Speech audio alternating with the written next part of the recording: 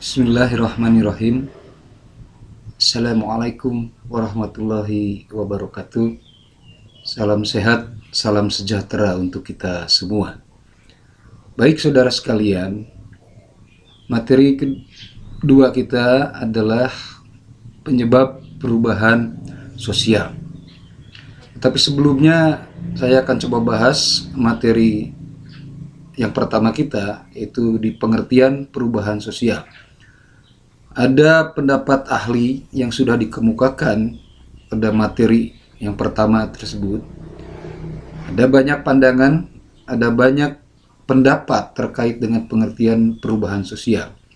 Tetapi esensinya, saudara sekalian, yang jelas perubahan sosial itu adalah semua perubahan yang terjadi dalam hidup dan kehidupan masyarakat.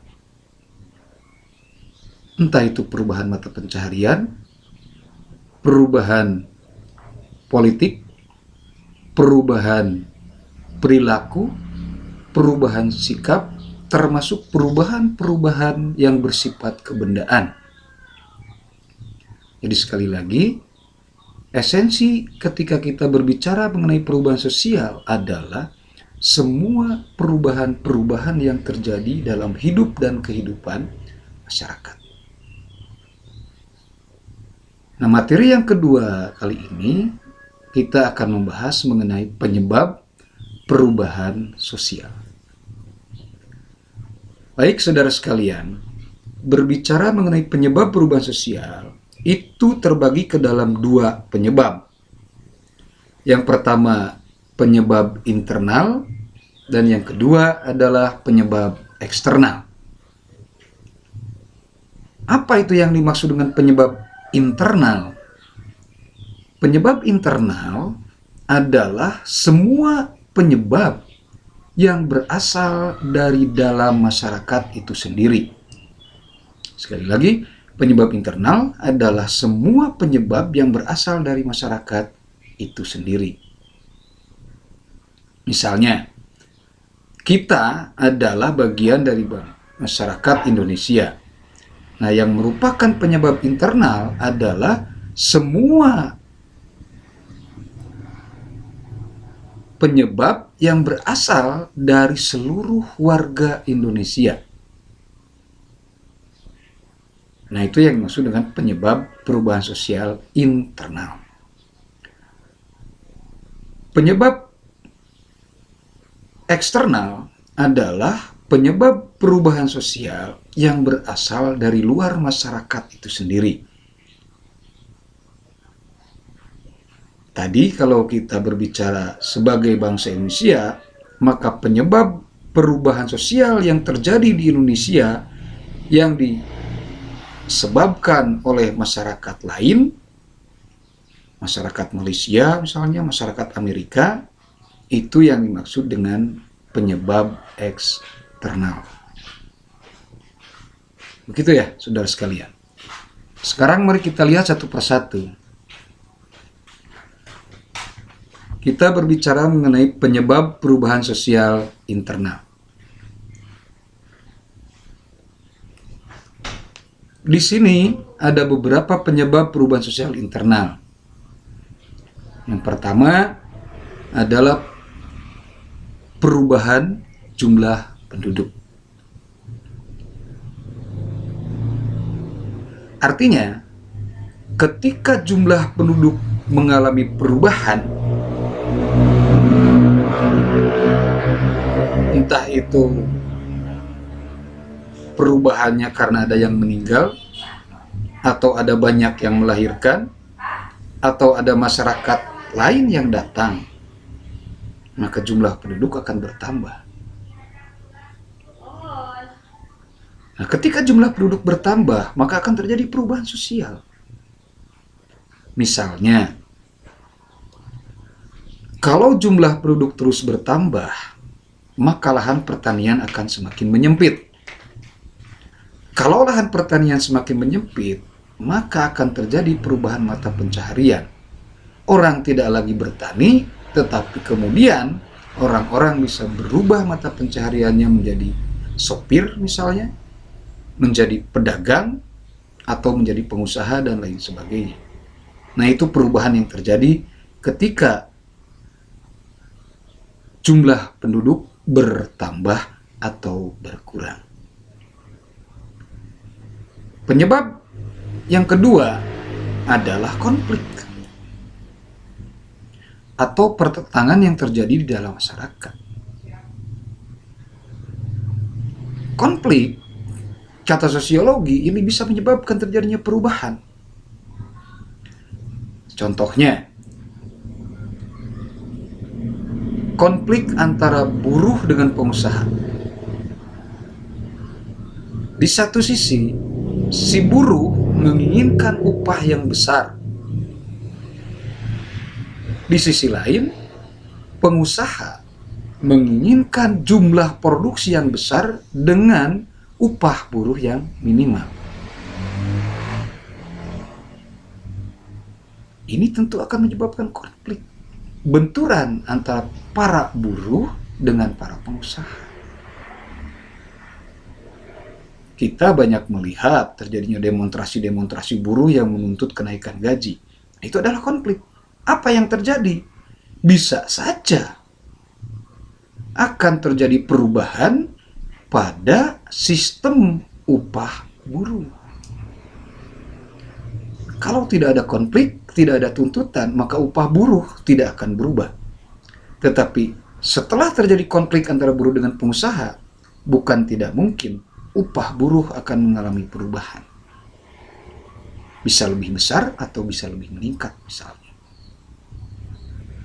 Nah, itu adalah penyebab perubahan sosial internal yang kedua. Penyebab perubahan sosial internal yang ketiga adalah pemberontakan. Nah, melalui pemberontakan ada berbagai macam struktur sosial, fungsi sosial yang juga mengalami perubahan. Kita tahu ada beberapa terjadi pemberontakan di negara Indonesia. Misalnya pemberontakan DITII, pemberontakan GAM, pemberontakan Angkatan Perang Ratu Adil, dan sebagainya. Nah, setiap pemberontakan itu akan mengakibatkan terjadinya perubahan sosial. Perubahan sosial internal yang keempat adalah penemuan baru. Semua penemuan baru, baik itu yang berupa ilmu pengetahuan maupun penemuan baru yang bersifat kebendaan, maka akan menyebabkan juga terjadinya perubahan sosial. Misalnya, setelah ditemukannya pesawat telepon, maka cara berkomunikasi masyarakat itu berubah. Dari yang tadinya melalui surat misalnya, sekarang berubah menjadi ke sistem message atau SMS, atau kalau sekarang bisa melalui WA yang booming. Nah, itu perubahannya diakibatkan oleh adanya penemuan baru.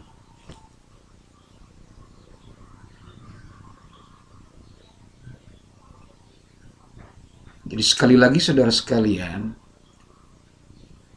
penyebab perubahan sosial internal itu setidaknya terbagi ke dalam 4 penyebab. Yang pertama, perubahan sosial terjadi karena perubahan jumlah penduduk. Bisa bertambah, bisa berkurang. Penyebab perubahan sosial internal yang kedua adalah terjadinya konflik. Penyebab perubahan sosial internal yang ketiga adalah pemberontakan atau revolusi. Dan penyebab perubahan sosial internal yang keempat adalah penemuan baru. Nah, itu saudara sekalian, materi mengenai penyebab perubahan sosial internal. Sekarang kita masuk pada penyebab perubahan sosial eksternal. Berbicara mengenai penyebab perubahan sosial internal, tadi saya bilang di awal bahwa penyebab perubahan sosial eksternal adalah semua penyebab yang berasal dari luar masyarakat itu sendiri. Ya. Ada beberapa penyebab perubahan sosial eksternal. yang pertama adalah masuknya kebudayaan asing. Masuknya kebudayaan asing berarti kebudayaan itu berasal dari luar masyarakat itu sendiri. Artinya ada kebudayaan asing yang masuk.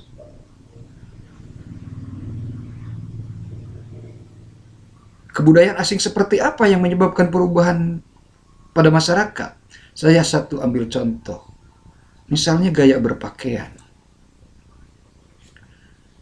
Sesungguhnya gaya berpakaian bangsa Indonesia, misalnya untuk perempuan itu berkebaya. Tetapi karena bangsa Indonesia ini berinteraksi, bergaul, berhubungan dengan berbagai macam negara, maka ada banyak kebudayaan negara lain yang masuk ke Indonesia. Baju-baju yang ketat itu sesungguhnya bukan kebudayaan Indonesia. Tetapi saat ini ada banyak masyarakat, terutama perempuan, yang menggunakan mode baju yang ketat. Padahal sebelumnya, jati diri bangsa Indonesia mengenai ragam berpakaian itu adalah berkebaya untuk perempuan. Nah, itu perubahan sosial yang disebabkan oleh masuknya kebudayaan asing. Belum lagi alkoholisme. Dulu bangsa Indonesia tidak mengenal dengan alkoholisme, tetapi setelah bergaul dengan masyarakat lain, ada banyak terjadi perubahan perilaku. Masyarakat Indonesia banyak yang mengkonsumsi alkohol. Padahal itu bukan kebudayaan Indonesia. Nah, itu adalah penyebab perubahan sosial eksternal yang disebabkan oleh masuknya kebudayaan asing. Penyebab eksternal perubahan sosial yang kedua adalah peperangan. Peperangan berbeda konsepnya dengan pemberontakan. Kalau pemberontakan adalah konflik yang terjadi di dalam masyarakat itu sendiri. Tetapi kalau yang dimaksud dengan peperangan adalah melibatkan bangsa lain. Makanya disebut sebagai penyebab perubahan eksternal. Apa perubahan yang terjadi karena ada peperangan? Saya kasih contoh, salah satunya adalah terciptanya peralatan-peralatan perang yang baru, yang lebih canggih, yang lebih hebat.